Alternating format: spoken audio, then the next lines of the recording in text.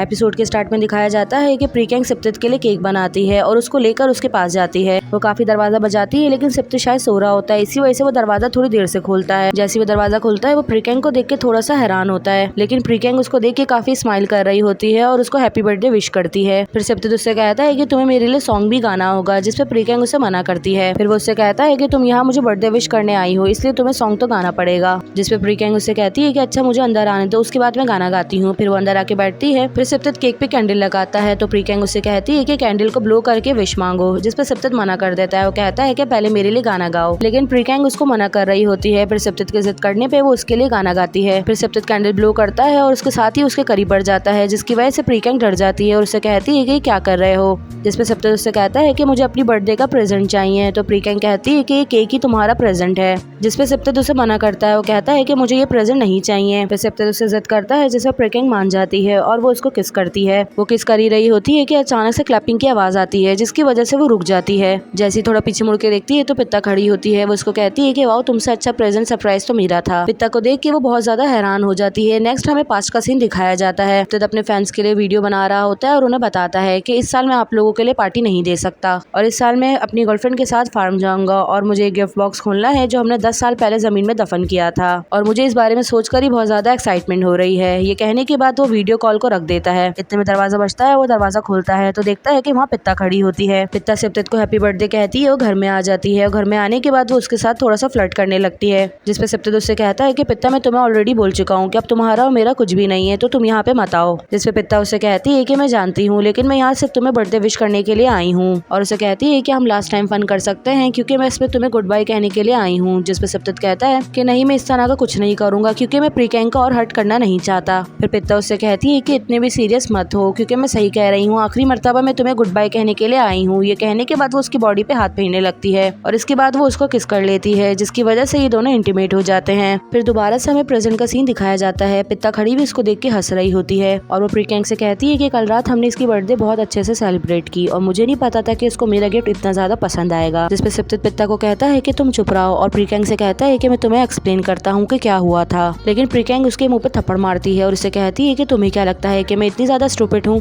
कि जो तुम कहोगे मैं तुम्हारी बातों में आ जाऊंगी। जिसपे पित्ता कहती है कि तुम वाकई बहुत ज्यादा स्टूपिड हो और उसको कहती है कि तुम तो काफी टाइम से पागल बन रही हो। ये सुनने के बाद प्रीकेंग उसके पास जाती है। फिर वो केक उठा के पित्ता को मारती है और इन दोनों के बीच में लड़ाई होने लगती है। फिर सिप्तित प्रीकेंग को रोकता है, जिसपे प्रीकेंग सिप्तित से अपने आप को छुड़वाती है और उससे कहती है कि मुझे हाथ मत लगाओ। और वो इन दोनों से कहती है कि तुम दोनों जाओ अपनी पैशनेट बर्थडे सेलिब्रेट करो, मैं आइंदा के बाद से तुम लोग को तंग नहीं करूंगी। ये कहने के बाद वो वहाँ से चली जाती है। फिर सिप्तित प्रीकेंग के पीछे आता है और जबरदस्ती उसे रोकता है और उससे कहता है कि मैं तुम्हें एक्सप्लेन करता हूँ। लेकिन प्रीकेंग बहुत ज्यादा रो रही होती है और उससे कहती है कि मुझे बस इतना बताओ कि जो पित्ता ने कहा वो सब कुछ सच था, क्या कल रात वाकई तुम उसके साथ थे। जिसपे सिप्तित चुप हो जाता है तो प्रीकेंग अपने आप को छुड़वाने लगती है और भी ज्यादा रोने लगती है। फिर प्रीकेंग घर आती है तो उसके डैड पूछते हैं कि सिप्तित को तुम्हारा सरप्राइज कैसा लगा, वो तो जरूर बहुत ज्यादा खुश हो गया होगा। फिर प्रीकेंग अपने आंसू छुपा रही होती है और कहती है कि हाँ बहुत, और ये कह के वहाँ से चली जाती है। उसके डैड को इसको देख के कुछ महसूस होता है लेकिन वो उस चीज को इग्नोर कर देते हैं। प्रीकेंग अपने रूम में आती है और बहुत ज्यादा रो रही होती है। वो पास्ट में किए सिप्तित के वादों को याद कर रही होती है और उसे और भी ज्यादा रोना आ रहा होता है।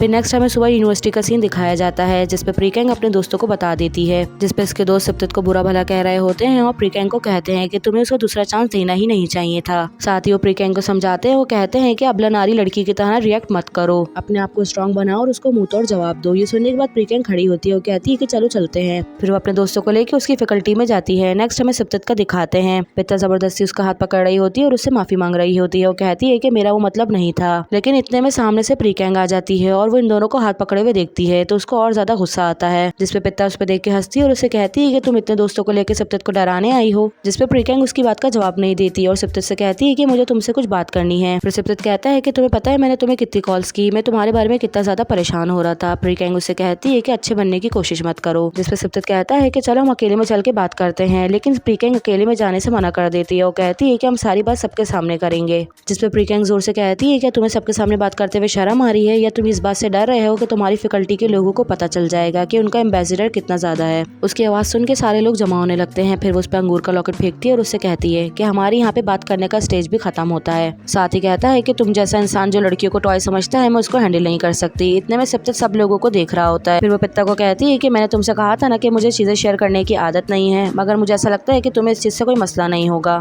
फिर उससे कहती है कि अंगूर का लॉकेट तुम रख लो, वरना सिप्तित तुम्हें तुम्हें खुद दे देगा, क्योंकि मुझे अब इसकी जरूरत नहीं है। फिर वो उसको थैंक यू कहती है और कहती है अक्सर बुरे इंसान ही आपको अच्छा सबक सिखा देते हैं। और ये कहने के बाद वहाँ से जाने लगती है और फिर रुकती है और उससे कहती है कि मैं तुम्हें ये बोलना ही भूल गई थी कि आंदा के बाद से मुझे कभी कॉल नहीं करना। और ये कहने के बाद वहाँ से चली जाती है। की भी खड़े हुए ये सब कुछ देख रहा होता है। फिर वो वापस आ रही होती है और जो उसने सिप्तत को बोला वो सोच के सैड हो रही होती है, जबकि उसके दोस्त बहुत ज्यादा हैरान हो रहे होते हैं और वो प्रीकैंग को चेयर अप कर रहे होते हैं। प्रीकैंग उन दोनों से कहती है कि तुम दोनों अंदर जाओ, मैं अभी थोड़ी देर में आती हूँ। फिर वो पास में ही बैठ जाती है और जो उसने सिप्तत को बोला वो सोचकर रो रही होती है कि इतने में वहाँ की आ जाता है और वो उसको टिश्यू देता है और उसके पास ही बैठ जाता है और उसको चुप करवा रहा होता है। नेक्स्ट हमें दिखाते हैं फिर ये दोनों गार्डन में बैठे होते हैं तो की पूछता है क्या तुम ठीक हो, जिस पे प्रीकैंग कहती है कि मैं ठीक हूँ। फिर की कहता है कि तुम बहुत ज्यादा स्ट्रॉन्ग हो तो तुम बच्चों की तरह नहीं रो सकती। फिर वो प्रीकैंग के मूड को अच्छा कर देता है और प्रीकैंग से कहता है कि मैंने सुना है कि आज डीजे पीके को क्लब में इनवाइट किया गया है, जिस पे प्रीकैंग उसको बताती है लेकिन वो जाने से मना कर देती है और वो की से कहती है कि मैं वहाँ पे किसी और से मिलना नहीं चाहती, जिस पे की उसको चलने के लिए इंसिस्ट करता है और उसको इमोशनली ब्लैकमेल करता है, जिस पे प्रीकैंग जाने से मान जाती है। फिर नेक्स्ट हमें क्लब का सीन दिखाया जाता है। सिप्तत अपने फ्रेंड्स के साथ आया होता है और काफी ज्यादा ड्रिंक कर रहा होता है, जिसपे उसके दोस्त भी उसे मना कर रहे होते हैं और कहते हैं कि आज तुम्हारी बर्थडे है, अपने होश में रहो, इतनी ज्यादा ड्रिंक मत करो। लेकिन सिप्तत को किसी और की बात समझ में नहीं आ रही होती और वो सिर्फ प्रीकैंग के बारे में सोच रहा होता है। इतने में उसका दोस्त कहता है इतने ज्यादा सीरियस मत हो, जिसपे ग्रीक कहता है कि वो बहुत ज्यादा सीरियस हो गया है क्योंकि उसने अपने हाथ से बहुत अच्छी चीज को जाने दिया, जिसपे इसके दोस्त कहते हैं कि पिता बहुत ज्यादा बुरी है और हमें तो ये सोचकर ही बहुत ज्यादा दुख हो रहा है कि प्रीकैंग कितनी ज्यादा सैड होगी। जिसपे ग्रीक कहता है वो कितनी ज्यादा सैड है तुम ये खुद अपनी आंखों से देख लो। फिर ये लोग पीछे पलट के देखते हैं प्रीकैंग की के साथ पार्टी में आती है और जैसे ही वो सिप्तत को देखती है तो उसको देख के वो काफी ज्यादा सैड हो जाती है और खुद को मोटिवेट करती है और वहाँ से चली जाती है। यहाँ सिप्तत के दोस्त उसको संभाल रहे होते हैं। सिप्तत प्रीकैंग को की के साथ देख के काफी ज्यादा हर्ट होता है और उसको गुस्सा भी आ रहा होता है। फिर इतने में अनाउंसमेंट होती है जिसके अंदर सिप्तत को हैप्पी बर्थडे विश किया जाता है और साथ ही डीजे पीके का पार्टी में आने के लिए शुक्रिया कहा जाता है। इतने में वो आती है और आके गाना बजाती है और सभी इस गाने को काफी ज्यादा एंजॉय कर रहे होते हैं। प्रीकैंग सिप्तत को दिखाने के लिए डांस भी कर रही होती है और ऐसे प्रिटेंड कर रही होती है कि जैसे उसको कोई फर्क ही नहीं पड़ता। दूसरी तरफ सिप्तत की नजरें भी सिर्फ प्रीकैंग की तरफ होती हैं। इतने में प्रीकैंग रुकती है और एक अनाउंसमेंट होती है, उसमें कहा जाता है कि सिप्तत की गर्लफ्रेंड उसको विश करे। फिर इतने में प्रीकैंग आती है और सिप्तत को विश करती है। मैं चाहती हूँ कि विश करने से पहले आप सब थोड़ा सा शोर करें, जिसमें सब शोर मचाते हैं। आप लोग को पता है कि सिप्तत कहता है कि ये वो मर्द है जिसके 5G रूल्स हैं, लेकिन मैं इसके रूल में एक रूल ऐड करना चाहती हूँ। अगर आप लोग ये जानना चाहते हैं तो उसके लिए थोड़ा सा शोर करें। फिर लोग थोड़ा सा शोर मचाते हैं।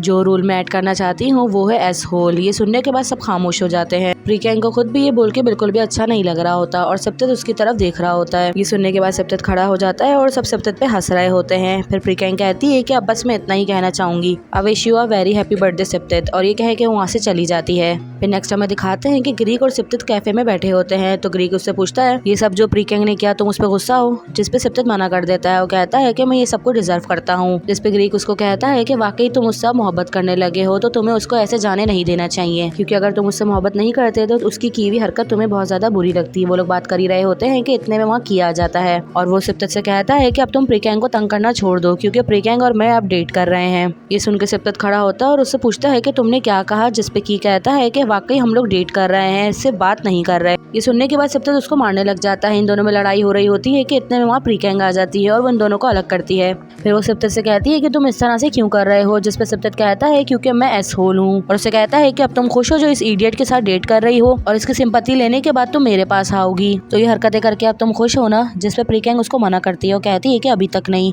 फिर सिप्तत उससे पूछता है कि अब बाकी क्या रहा, जिसपे प्रीकैंग उससे कहती है कि अब तुम मेरी जिंदगी से हमेशा के लिए निकल जाओ क्योंकि अब कभी मैं तुम्हें दोबारा नहीं देखना चाहती। ये सुनने के बाद सिप्तत काफी ज्यादा परेशान हो जाता है और प्रीकैंग वहाँ से चली जाती है। प्रीकैंग के जाने के बाद ग्रीक उसको संभालता है क्योंकि सिप्तत रोने लग जाता है। नेक्स्ट हमें प्रीकैंग का दिखाते हैं। उसके डैड प्रीकैंग के पास आके बैठते हैं और उससे कहते हैं कि मुझे लगा था कि तुम अपने रिलेशन के बाद पार्टीज छोड़ दोगी, लेकिन तुम अब भी पार्टीज में जा रही हो। और मैंने सिप्तत को कॉल भी की थी और उससे पूछा कि तुम्हें ये सब कुछ क्यों करने दे रहा है, और देखो तुम कितनी ज्यादा ड्रंक भी हो। वो प्रीकैंग से बात कर रहे होते हैं लेकिन प्रीकैंग अपना मुंह मोड़ के बैठी होती है। वो प्रीकैंग से कहते हैं कि तुम मेरी तरफ क्यों नहीं देख रही है। फिर जबरदस्ती प्रीकैंग का मुंह अपनी तरफ करते हैं और उसको रोता हुआ देख के वो बहुत ज्यादा परेशान हो जाते हैं और उससे पूछते हैं तुम क्यों रो रही हो, क्या मेरी बातों ने तुम्हें हर्ट कर दिया। ये कहने के बाद उससे माफी भी मांगते हैं। जब प्रीकैंग उनको मना करती है तो वो समझ जाते हैं कि वजह सिप्तत है, और ये कहने के बाद प्रीकैंग कहती है मैं बहुत ज्यादा जिद्दी और बहुत ज्यादा बदतमीज हूँ, मुझे आपकी बात मान लेनी चाहिए थी, अगर मान लेती तो ऐसा कभी कुछ नहीं होता। जिसपे उसके डैड उसको गले लगा लेते हैं और उससे कहते हैं कि तुम फिक्र मत करो, सब कुछ ठीक हो जाएगा। फिर नेक्स्ट हमें सिप्तत का दिखाते हैं। पिता सिप्तत के घर आती है तो सिप्तत उससे कहता है कि तुम अभी तक यहाँ क्या कर रही हो। ये कहने का वो दरवाजा बंद करने लगता है लेकिन पिता जबरदस्ती अंदर आ जाती है। फिर सिप्तत उसका हाथ पकड़ के उसको निकाल ही रहा होता है कि पिता कहती है कि मुझे तुमसे बात करनी है। ये सुनने के बाद सिप्तत रुक जाता जाता है। सिप्तत कहता है कि मुझे नहीं लगता कि हम दोनों के बीच में बात करने के लिए कुछ बचा है, लेकिन अगर तुम्हें कुछ कहना है तो जल्दी कहो, उसके बाद हम कभी नहीं मिलेंगे। ये सुनने के बाद पित्ता उसको पीछे से पकड़ लेती है और उसे कहती है कि मेरे साथ ऐसा मत करो, लेकिन सिप्तत उससे कहता है कि अब तुम यहाँ से चली जाओ। फिर पित्ता कहती है कि अब हम दोनों साथ नहीं हो सकते, तो उस लड़की ने तो ऑलरेडी तुमसे ब्रेकअप कर लिया है। जिसपे सिप्तत पित्ता को कहता है कि अगर उसने कर भी लिया है तो तब भी मैं तुम्हारे साथ नहीं हो सकता। जिसपे पित्ता उससे पूछती है कि क्यों, वो बच्ची है, वो तो तुम्हें सेटिस्फाइड भी नहीं कर सकती। ये सुनने के बाद सिप्तत कहता है तुम्हें कोई हक नहीं है प्रीकैंग के बारे में बात करने का। ये सुनने के बाद भी पित्ता उसके करीब आती है और उससे कहती है जो तुम्हें चाहिए वो मैं तुम्हें दे सकती हूँ, हम दोनों फन के लिए तो साथ हो सकते हैं ना।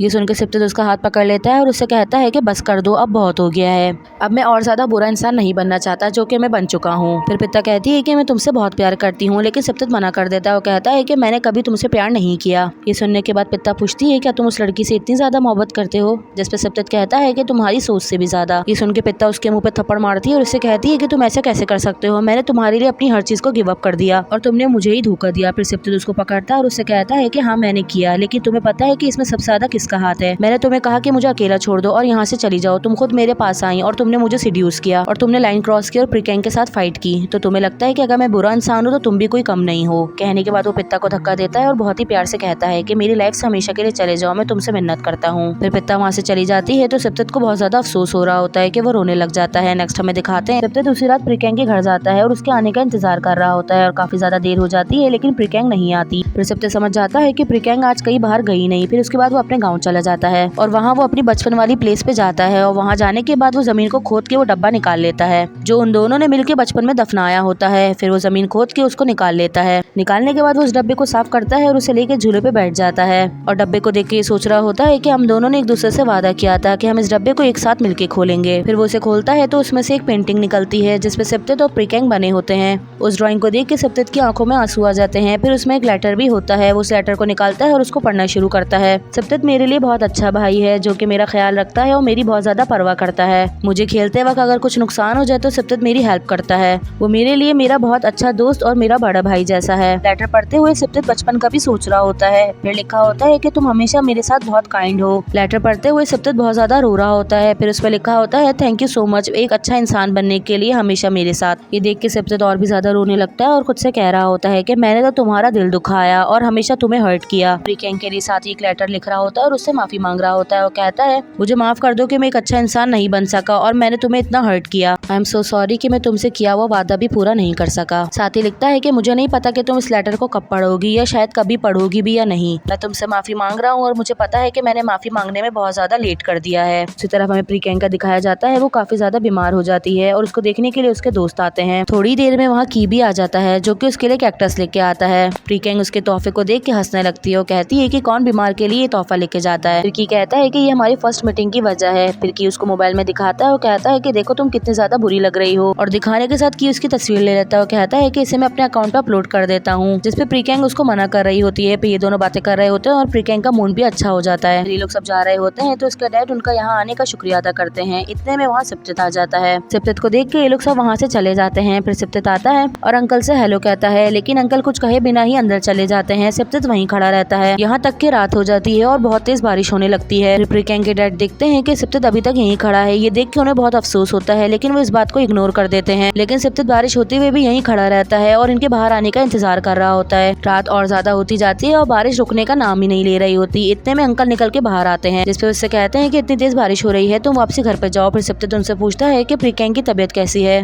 मेरी बेटी तुम्हें नहीं देखना चाहती तो तुम घर जाओ। जिसपे सिप्तत कहता है कि मुझे पता है, मैं उसके बारे में बहुत परेशान हो रहा था इसलिए मैं देखना आ गया। जिसपे अंकल कहते हैं कि तुम ऐसा कैसे कह सकते हो, तुमने उसके साथ गलत किया और अब तुम परेशान हो रहे हो। जिसपे सिप्तत उनसे माफी मांगता है और कहता है कि मुझसे बहुत प्यार करता हूँ। अगर तुम मेरी बेटी से मोहब्बत करते तो तुम उसकी टेक केयर करते, तुम उसके साथ ये सब कुछ नहीं करते और अब तुम कह रहे हो तुम उससे मोहब्बत करते हो। तुम सिर्फ अपने आप से मोहब्बत करते हो, तुम सेल्फिश हो। मेरी बेटी ने तुम्हें ऑलरेडी चांस दिया था मगर तुमने उसका दिल तोड़ दिया। अब तुम यहाँ से जा सकते हो। दूसरी तरफ प्रीकैंग का दिखाते हैं। वो भी सिप्तत को बारिश में भीगता हुआ देख रही होती है लेकिन वो अपने दिल पे पत्थर रख के इस चीज को इग्नोर कर देती है और काफी ज्यादा रो रही होती है। सिप्तत भी खड़ा रो रहा होता है और वहाँ से चला जाता है। फिर हमें नेक्स्ट सुबह का सीन दिखाया जाता है। प्रीकैंग की तबीयत काफी ज्यादा बेहतर हो जाती है, लेकिन वो ब्रेकफास्ट अभी भी नहीं कर रही होती। फिर उसके डैड उसको समझाते हैं और अपने हाथ से खिलाते हैं। फिर हमें यूनिवर्सिटी का सीन दिखाया जाता है। वो वहाँ आती है तो इसके दोस्त उसको चेयर अप करते हैं, साथ ही उसका मेकअप भी करते हैं और उससे कहते हैं कि तुम अपनी पहले जैसी हो जाओ। फिर उसके बाद हमें दिखाते हैं कि वो की के साथ टाइम स्पेंड कर रही होती है और की भी उसका मूड अच्छा करने की कोशिश कर रहा होता है, उसके साथ तस्वीरें ले रहा होता है और हर वो काम करता है जिससे प्रीकैंग खुश हो जाए। दूसरी तरफ प्रीकैंग अपने दोस्त के साथ रिहर्सल कर रही होती है और अपनी एक्टिंग स्किल चेक कर रही होती है, लेकिन उसका दोस्त कहता है कि तुम्हारी इस लव भरी लाइन से मेरे गॉस बम्स हो गए हैं, अब मैं तुम्हारे साथ ये रिहर्सल और नहीं कर सकता। अपने में वहाँ की आ जाता है और वो सबके लिए कोन लेकर आता है। की को देख के ये लोग सब खुश हो जाते हैं, उसको कहते हैं कि तुम बिल्कुल सही टाइम पे आए हो और उसको लेकर प्रीकैंग के सामने खड़े कर देते हैं। फिर प्रीकैंग कहती है कि तुम्हें कुछ भी नहीं बोलना, बस मेरी फीलिंग्स को समझना है। फिर की मान जाता है। प्रीकैंग उसके साथ रिहर्सल करती है और उसको आई लव यू कहती है। ये सुन के की शॉक्ड हो जाता है और वो प्रीकैंग की बातों में बिल्कुल गुम हो जाता है। फिर प्रीकैंग उससे पूछती है कि मेरी एक्टिंग कैसी थी, क्या तुम्हें मेरी फीलिंग समझ में आई, जिसपे की कहता है कि बहुत अच्छी थी। फिर उसके दोस्त कहते हैं कि तुम दोनों के बीच में जरूर कुछ केमिस्ट्री है। की काफी ज्यादा ऑकवर्ड फील कर रहा होता है तो वहाँ से चला जाता है। इसके दोस्त कहते हैं कि हम इस लड़के को तुम्हारे लिए अप्रूव करते हैं और हम चाहते हैं कि तुम अपने एक्स को भूल के इसके साथ आगे बढ़ जाओ। फिर वो प्रीकैंग को इंसिस्ट करते हैं और उससे कहते हैं कि उसके साथ डेट पे जाओ। फिर प्रीकैंग उसकी फैकल्टी में आती है और लाइब्रेरी में उसका इंतजार कर रही होती है। काफी ज्यादा देर हो जाती है तो प्रीकैंग वहाँ से जाने लगती है कि इतने में वहाँ सिप्तित आ जाता है और वो उसको रोकता है। सिप्तित को देख के प्रीकैंग हैरान रह जाती है, क्योंकि सिप्तित को देखे हुए काफी ज्यादा टाइम हो जाता है। फिर सिप्तित पूछता है कि तुम कैसी हो और यहाँ पे क्या कर रही हो, जिसपे प्रीकैंग उसको कहती है कि मैं बिल्कुल ठीक हूँ और यहाँ मैं अपने बॉयफ्रेंड को देखने आई हूँ। फिर सिप्तित उससे कहता है कि तुम्हारा मतलब की है, क्या तुम उसके साथ बाहर जा रही हो, जिसपे प्रीकैंग हाँ करती है। फिर वो उससे पूछता है क्या तुम उससे मोहब्बत करती हो, जिसपे प्रीकैंग हाँ करती है। फिर वो प्रीकैंग से पूछता है क्या तुम हमारे बारे में बिल्कुल भूल चुकी हो। प्रीकैंग उस पर कहने जा रही होती है कि इतने में उसके बाद की कॉल आ जाती है। फिर वो कॉल पे बात करने के बाद कुछ बोले भी नहीं वहाँ से चली जाती है और सिप्तित खड़ा सिर्फ उसको जाता हुआ देख रहा होता है।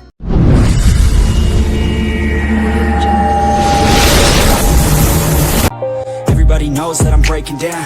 Everybody knows I ain't faking now. Everybody knows my heart's vacant now. Yeah, she hates me now, I made mistakes but now I don't ever wanna be alone. I don't really ever feel at home. On my own, in the zone, that's the only way I know. Feeling